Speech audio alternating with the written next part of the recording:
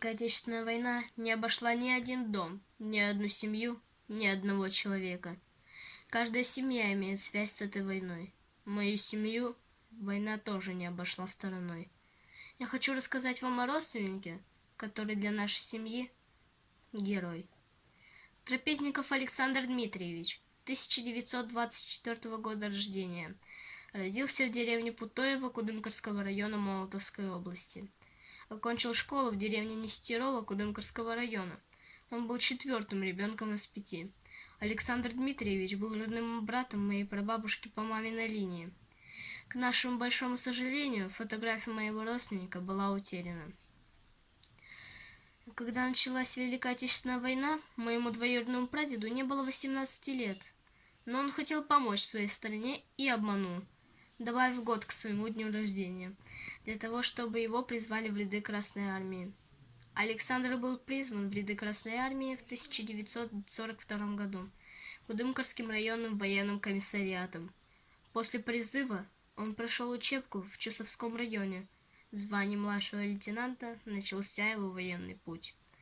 Он был командиром взвода управления батареи 373-го артиллерийского полка 175-й стрелковой дивизии 1-го Белорусского фронта.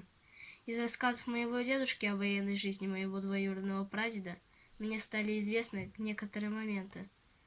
Александр Дмитриевич рассказывал, как ему казалось, что он играет в войну.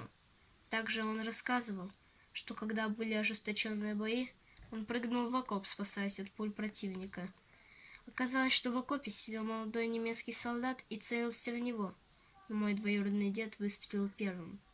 После фронта Трапезников Александр Дмитриевич стал жить в Молдавской ССР в городе Кишиневе, где он окончил педагогический институт, а после преподавал в техникуме. К сожалению, какую дисциплину он преподавал, мой дедушка не помнит. По словам моего дедушки, когда он был ребенком, его дядя Саша очень часто приезжал к ним в гости. На его пиджаке было очень много наград.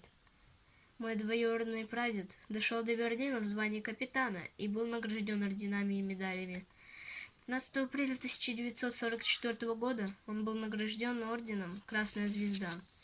В наградном листе написано: 26 марта 1944 года Трапезников Александр Дмитриевич в боях за Ковель, находясь на позициях боевых порядков,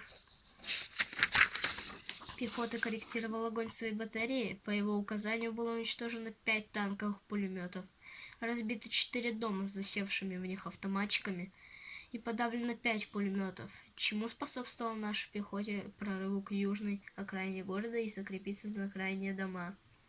Приказом от 4 февраля 1945 года мой двоюродный прадед награжден орденом Отечественная война второй степени. В наградном листе сказано: в бою 15 января 1945 года проявил смелость и находчивость ввиду шквального артиллерийского огня. Его линия связи беспрерывно рвалась. Связисты батареи не могли обеспечить командиру батареи возможность ведения огня. Товарищ Трапезников был вынужден сам выйти на линию и устранил при этом 20 прорывов на линии. 17 января 1945 года, двигаясь к передовой батальону во встречном бою, лично пленил 2 немцев. Приказом от 13 мая 1945 года награжден орденом Красное Знамя. В наградном листе указано: в боях по прорыву обороны противника на реке Одер и на подступах к Берлину проявил высокое мужество и отвагу. Батарея, где старший лейтенант Трапезников, являясь командиром взвода управления, за 3 дня наступательных боев уничтожила 4 артиллерийских батареи,